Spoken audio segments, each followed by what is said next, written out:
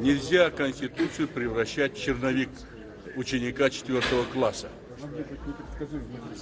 Это не беда наша, народа, что некоторые действительно там не имеют выше 4 класса ничего. Но как же так? Захотел один человек что делать? Меняем.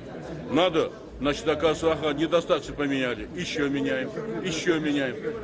Так мы Конституцию превратили в ничто. Ведь сейчас стыдно даже перед кем-то из зарубежных государств говорить, что у нас есть Конституция. Я стыжусь этого. Понимаете? Потому что это не Конституция, а стал черновик ученика, который могут решать незаконно выбранные, избранные депутаты. Незаконно, я повторяю. Потому что однопартийный президент, который имеет свою партию, и эта партия сейчас вершит, это временная ведь. Когда-то все равно он уйдет. Уйдет, если не путем выборов. Он умрет, в конце концов. Мы все смертные. И тогда он думает хоть что-нибудь о будущем Казахстана. Или как Людовик XV, или мадам Помпадур, после меня хоть потоп. Такое же нельзя делать. Надо же оставить государство своим потомкам, чтобы тебя вспоминали как человека,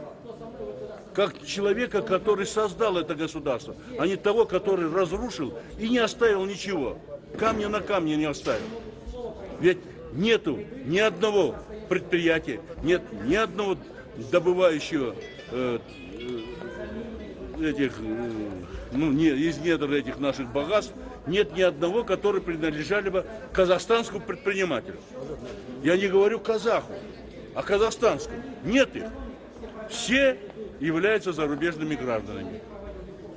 Это что? Это что такое? Не было. В 91 году страна вошла в независимость, не имея ни одной копейки долга зарубежного. Сейчас у нас долг, как сказал Балташ Молдыбаевич, превышает уже валовый продукт. Это вы представляете, что? Мы не говорим о бюджете, а внутренний валовый продукт. А бюджет еще меньше, намного. Поэтому вы представляете, что творится. Ведь мы по-настоящему ведь нищий народ. Мы этого еще не осознаем. Общество еще этого не понимает. Многие не знают, что такое внутренний валовый продукт, что такое бюджет. И что такое долг. И как его надо отдавать. Ведь если народу разъяснить, он сегодня, извиняюсь, останется без сознания. Если поймет, что завтра. Если поймет, да. Что завтра не он, не его дети, а его внуки должны будут горбатиться на какого-то чужого дядю.